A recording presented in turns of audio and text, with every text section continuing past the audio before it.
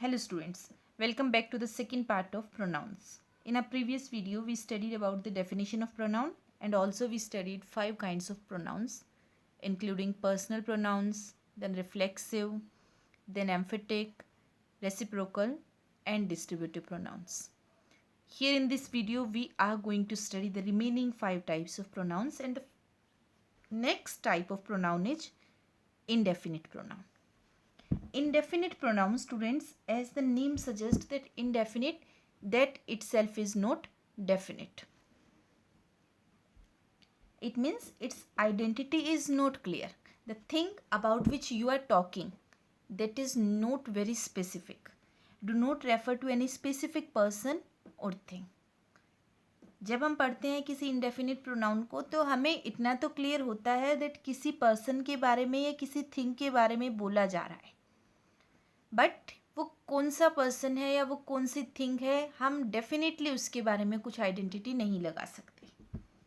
Refers to a person और thing in a general वे. किसी के लिए भी बोला जा सकता है, वो कौन है हमें नहीं पता.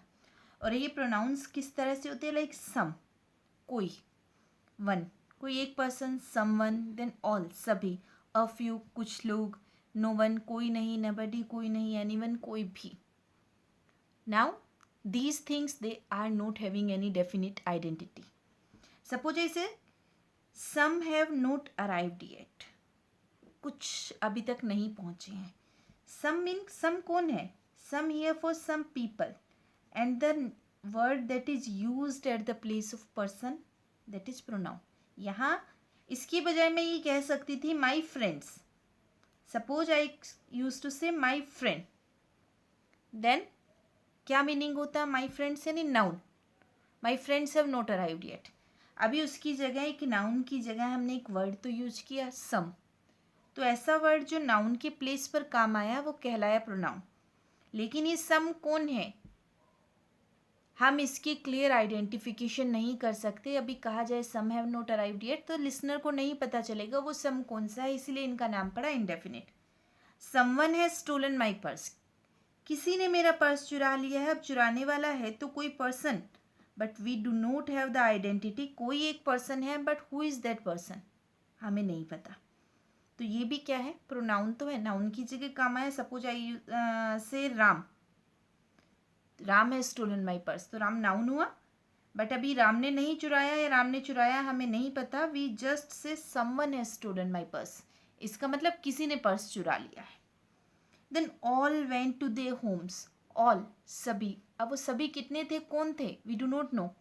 Then nobody will help me, कोई मेरी हेल्प नहीं करेगा. या नबडी कौन है, वी डू नॉट नो.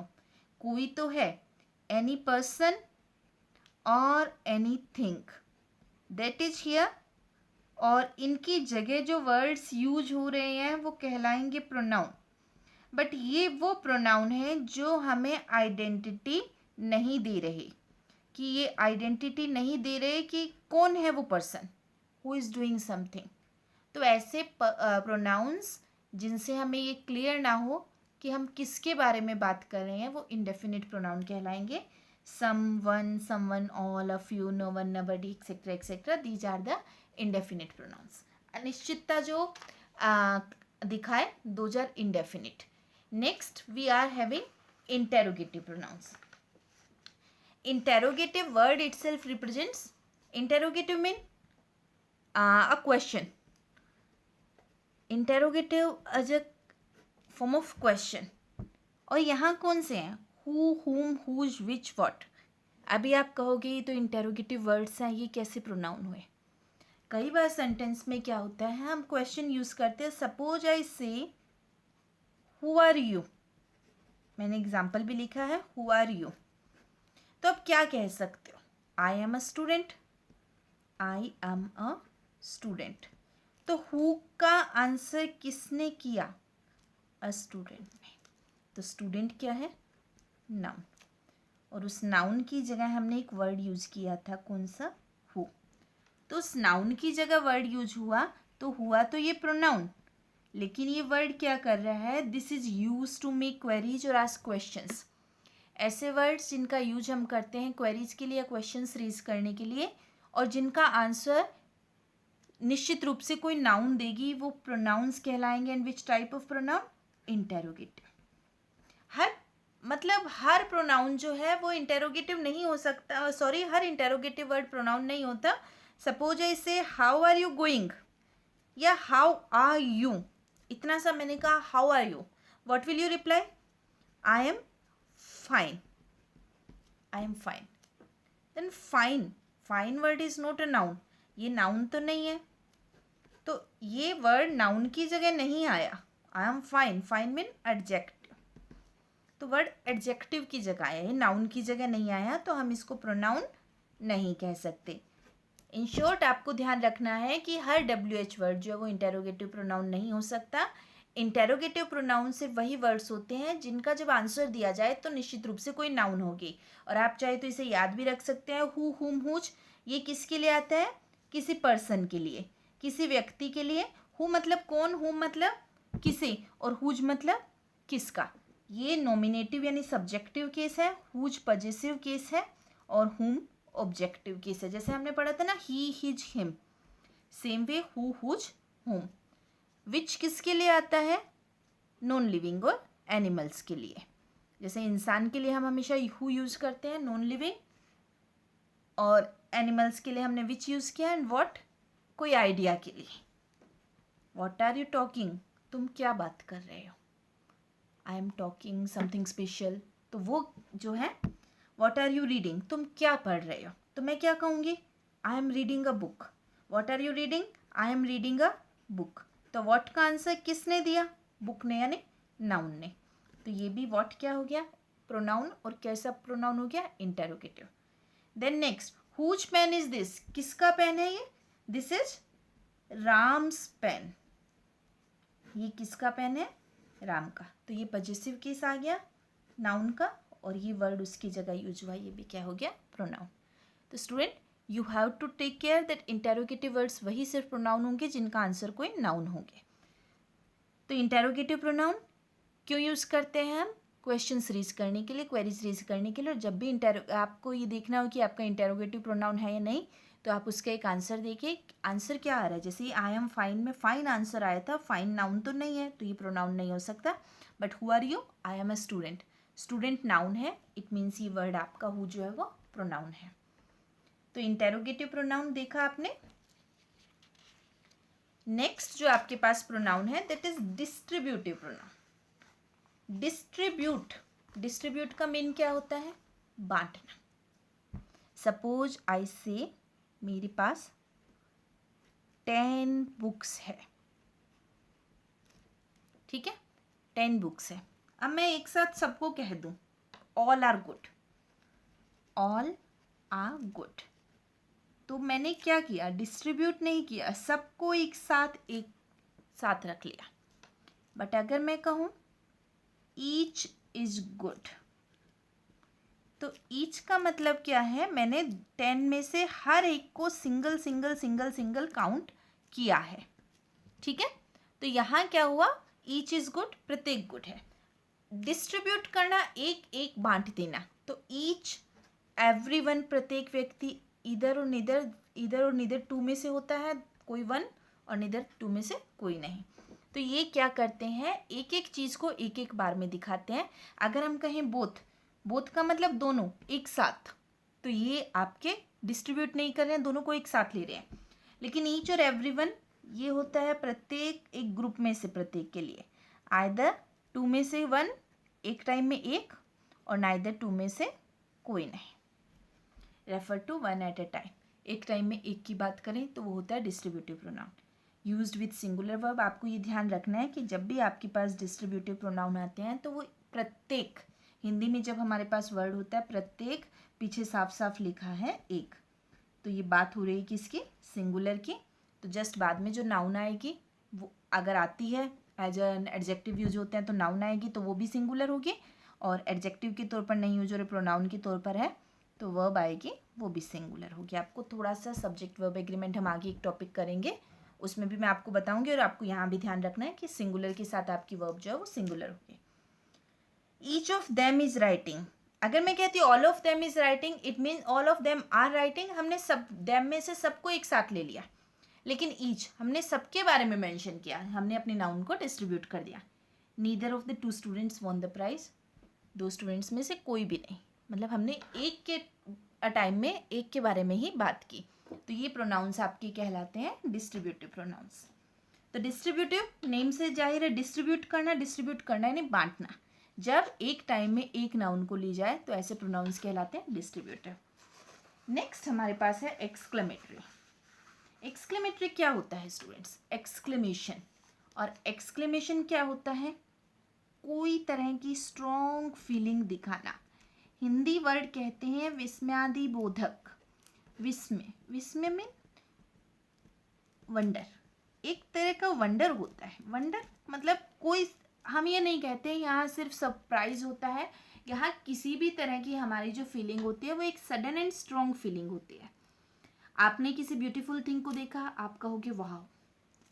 अगर आपको चोट लग गई, कहीं हर्ट हुआ, तो आप कहोगे ओ या आ. अगर आपने कोई एक्सट्रीम हैप्पीनेस होती है तो हुर्रा कहते हैं आप. तो वो क्या होती है? All these things are exclamatory. तो ये प्रोनाउन भी एक्सक्लेमेटरी प्रोनाउंस में, एक्सक्लेमेटरी सेंटेंसेस में हम दो तरह के वर्ड यूज़ करते हैं, व्हाट एंड हाउ. अगेन मैं ये कहूँगी, हाउ वर्ड हमेशा एडजेक्टिव को दिखाता है और व्हाट वर्ड जो हमेशा नाउन को दिखाता है. तो जो नाउन की जगह काम आ रहा है वो वर्ड क्या कहलाता है? Pronoun. What, you have not invited him. क्या तुमने उसे इन्वाइट भी नहीं किया? मीन एक शॉक की तरह. What, you lost your bag.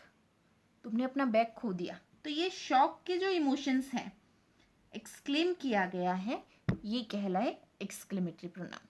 जब आपके एक्सक्लेमेटरी सेंटेंस में व्हाट का यूज हो रहा है और वो एक बात को बता रहा है, एक नाउन को बता रहा है. मैंने आपको पहले भी बताया था कि एक आइडिया, एक कंसेप्ट, वो भी नाउन होता है. व्हाट क्या चीज़? You have not invited him. तो ये एक नाउन को मेंशन कर रहा है, ये पूरा एक स्टेटमेंट को मेंशन कर रहा है. तो ये आपके एक्सक्लेमेटरी प्रोनाउन होंगे. एक्सक्लेमेटरी दो ही इंटेरोगेटिव वर्ड्स रहते हैं, जिसमें से हमारा व्हाट जो होता है वो एक्सक्लेमेटरी प्रोनाउन कहलाता है, क्योंकि ये किसी नाउन को रेफर कर रहा है. ठीक है. तो एक्सक्लेमेटरी के बाद लास्ट टाइप ऑफ प्रोनाउन जो हमारे पास है वो है रिलेटिव प्रोनाउन. रिलेटिव प्रोनाउन बड़े, इसके हम वर्ड को अगर देखें तो क्लियरली होता है रिलेट. रिलेटिव प्रोनाउन जो रिलेट करता है. रिलेटिव संबंधित भी कह सकते हैं, संबंधवाचक सर्वनाम जो है, यानी ये प्रोनाउन किसका काम करता है? ये रिलेट करने का काम करता है, ये संबंध स्थापित करने का काम करता है. ये संबंध किसका है, किससे है, ये हम देखेंगे. देखो क्या होता है. डेफिनेशन क्या कहती है? In a sentence a relative pronoun refers to some noun going before which is called its antecedent. अब क्या कह गई डेफिनेशन? पढ़ने से कुछ नहीं समझ आया. अगेन यहाँ मैं बताती हूँ कि who, whose, whom, which, of which, when, where, etcetera etcetera, ये सब रिलेटिव प्रोनाउन होते हैं. अब आप कहोगे कि अभी हम इंटेरोगेटिव में भी पढ़ के आए थे, हमने रिलेटिव में भी पढ़ लिए, कैसे पता चलेगा? और डेफिनेशन कुछ समझ नहीं आई. तो देखो होता क्या है. मैंने एक सेंटेंस लिखा, I know a man who is a doctor. एक तो मैं सीधा सा सेंटेंस कहती हु इज अ डॉक्टर और मैंने लगा दिया इंटेरोगेटिव वर्ड. तो who is a doctor, answer क्या हो गया? My father is a doctor. Interrogative mark लगा के हमने एक सेंटेंस लिखा और हु का आंसर किसने किया? माई फादर ने. तो ये तो हमारी क्वेरी थी, यानी ये इंटेरोगेटिव प्रोनाउन हो गया. बट ये केस थोड़ा सा डिफरेंट है. यहाँ हु जो है वो क्वेश्चन रेज नहीं कर रहा. तो हु क्या कर रहा है? आई नो अ मैन, मैं एक मैन को जानता हूँ, हु, जो कि हु इज अ डॉक्टर, जो कि एक डॉक्टर है. तो अभी भाई डॉक्टर कौन है? डॉक्टर है एक मैन. तो हमारी डेफिनेशन ने बिल्कुल यही बात कही थी कि WH words, who, whose, whom, which, of विच, ये सब, और क्या? दैट, एक और वर्ड है दैट, ये आते हैं सेंटेंस के बीच में. और ये क्या करते हैं? ये उस अपने से जस्ट पहले आने वाली नाउन को अपने से बाद के पोर्शन से रिलेट करते हैं, संबंधित करते हैं, लिंक करते हैं. ठीक है. तो इसलिए इनको रिलेटिव कहते हैं. कौन डॉक्टर है भाई? मैन। क्वेश्चन नहीं पूछा जा रहा, I know a man who is a doctor, मैं एक मैन को जानता हूँ जो डॉक्टर है।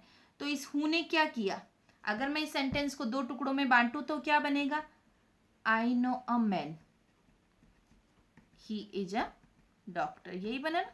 डॉक्टर कौन था भाई? मैन, और मैन के लिए हमने ही यूज कर लिया, पर्सनल प्रोनाउन यूज कर लिया। अभी हमने इस सेंटेंस को जोड़ना था, तो रिलेट करके जो लिंक करके हमने कौन सा प्रोनाउन किया, मैं I know a man he is a doctor तो नहीं कह सकती, ठीक है। तो यहाँ हमें एक ऐसा वर्ड यूज करना था जो अपने से पहले आने वाली नाउन, जिसको हम कहते हैं एंटीसीडेंट। ये नाउन क्या कहलाएगी? एंटीसीडेंट। इसको लिंक करता है अपने से बाद के हिस्से से। Man is a doctor, obviously man is a doctor, तो इसका स्ट्रक्चर ये होता है, सेंटेंस के बीच में आपको मिलेगा और काम क्या करता है, अपने से पहले वाली नाउन को अपने से बाद के पार्ट से जोड़ देता है। और ये ध्यान रखना है एक चीज़, हालांकि हम इसे बाद में फिर से करेंगे सब्जेक्ट वर्ब एग्रीमेंट में, बट हमें यहाँ थोड़ा सा ध्यान रखना है कि ये जो हमारी वर्ब होती है ये सिंगुलर होगी प्लूरल होगी, किस पे डिपेंड करते हैं, इस नाउन पे, क्योंकि ये प्रोनाउन किसकी जगह आया है, इस नाउन की जगह ही तो आया है, तो इसलिए वर्ब कौन सी होगी, ये बीसी नाउन पर डिपेंड करेगी। Then I have found the bag which I lost yesterday, जो मैंने कल खो दिया था। ह्यूमन बीइंग के लिए हु आया, लेकिन बैग जो नॉन लिविंग है तो उसके लिए विच आया। तो आई have found the bag which I lost yesterday, जो मैंने कल खोया था। क्या खोया था भाई आपने कल? बैग। तो अपने से पहले आने वाली नाउन को अपने से बाद के पार्ट से लिंक करने वाला, रिलेट करने वाला प्रोनाउन, जनरली ये WH वर्ड्स होते हैं। WH के अलावा एक वर्ड और होता है दैट, उसको हम रिलेटिव प्रोनाउन कहते हैं। जैसे tell him that you are a liar, उसे बताओ, क्या बताना है, that you are a liar, ठीक है। कौन सी बात? तो ये इट मीन्स क्या है कि ये प्रोनाउंस रिलेटिव प्रोनाउन, हम रिलेटिव प्रोनाउन को एक अलग टॉपिक में, क्योंकि अगर हम देखें तो ये काफ़ी डिटेल में ग्रामर के पार्ट को कवर करता है, हम इसे एक अलग टॉपिक के तौर पर देखेंगे, बट यहाँ हम बेसिक इंट्रोडक्शन में देखते हैं रिलेटिव प्रोनाउन, जो अपने से पहले आने वाली नाउन, जिसको क्या कहा था हमने, एंटीसीडेंट, उसको बाद के पार्ट से रिलेट करता है। तो ये आपका रिलेटिव प्रोनाउन हुआ। तो स्टूडेंट्स, अगर हम देखें तो ये हमने अब तक 10 काइंड्स ऑफ प्रोनाउन पढ़े हैं, और इन चीज़ों को आप बहुत ध्यान से देखिए, क्योंकि आगे ग्रामर का बेस यही चीज़ें बनाती है। तो 10 काइंड्स ऑफ प्रोनाउन, सबसे पहले अगर हम देखें प्रोनाउन की डेफिनेशन क्या थी, वो वर्ड्स जो नाउन की जगह काम आते हैं। और क्यों काम आते हैं? ताकि नाउन के बार बार रिपीटिशन को रोका जा सके, जो कि ऑड लगता है, ऑकवर्ड लगता है। फिर हमने देखा कि प्रोनाउंस कितने टाइप के होते हैं। पर्सनल, जो व्यक्तिगत प्रोनाउन कौन से होते हैं, पुरुषवाचक, जिसको कहा गया था ये किसी पर्सन को रिप्रेजेंट करते हैं। First person, second person, third person में होता है। नॉमिनेटिव केस होता है, देन पजेसिव एडजेक्टिव केस होता है, ऑब्जेक्टिव केस होता है, पजेसिव प्रोनाउन होता है। देन रिफ्लेक्सिव प्रोनाउन कौन से थे? रिफ्लेक्सिव प्रोनाउन वो प्रोनाउन थे जब आपका जो सब्जेक्ट होता है, वो जो एक्शन कर रहा है, उसका असर उसी सब्जेक्ट पर ही पड़ जाए, यानी सब्जेक्ट ऑब्जेक्ट में रिफ्लेक्ट हो रहा है, तो वो रिफ्लेक्सिव प्रोनाउन सेल्फ लग के जो बनते हैं। थर्ड टाइप एम्फेटिक, ये भी सेल्फ प्रोनाउंस होते हैं बट स्ट्रेस देने के लिए। I myself did my work, मैंने खुद ने अपना काम किया, तो यहाँ एक चीज़ पर स्ट्रेस देने के लिए that the doer has done something. उसके बाद हमने डेमोन्स्ट्रेटिव प्रोनाउंस पढ़े थे, जो किसी चीज़ को डेमोन्स्ट्रेट करते हैं, शो ऑफ करते हैं, like this, that, these and those. This is my house, that is your book, these are the chairs that I needed and those are the boys about whom I was talking। तो this, that, these, those, और इनके just बाद noun नहीं आनी चाहिए, ये खुद noun की जगह ले रहे हैं। उसके बाद हमने रेसिप्रोकल पढ़ा था, जब आपके दो सब्जेक्ट्स एक दूसरे के लिए सेम काम कर रहे हैं, जितने भी आपके सब्जेक्ट है, और each other one another. Then आज हमने पढ़े हैं डिस्ट्रीब्यूटिव प्रोनाउन। डिस्ट्रीब्यूटिव क्या होते हैं? Each, everyone, either, neither. Then हमने पढ़ा था इंडेफिनिट प्रोनाउन, जो डूअर की एग्जैक्ट आइडेंटिफिकेशन नहीं दे पाते। रिलेटिव प्रोनाउन पढ़ा, जो रिलेट करता है। देन इंटेरोगेटिव प्रोनाउन, जो एक क्वेश्चन रेज करता है। और एक्सक्लेमेटरी प्रोनाउन, एक्सक्लेमेशन वाले सेंटेंसेज में, जिसमें एक एक्सक्लेमेशन मार्क भी होता है। विस्मयादिबोधक चिन्ह हम सब ने देखा है, सॉरी मैं वहाँ बताना भूल गई थी। तो इस तरह के सेंटेंसेज में जो व्हाट होता है वो आपका रिलेटिव एक्सक्लेमेटरी प्रोनाउन होता है। तो this is all about pronouns and the next topic will do that is the adjective. Noun and pronoun के बाद next part of speech adjective होती है जिसको हम नेक्स्ट टॉपिक में करेंगे. So keep learning, enjoy language and enjoy learning. Thank you.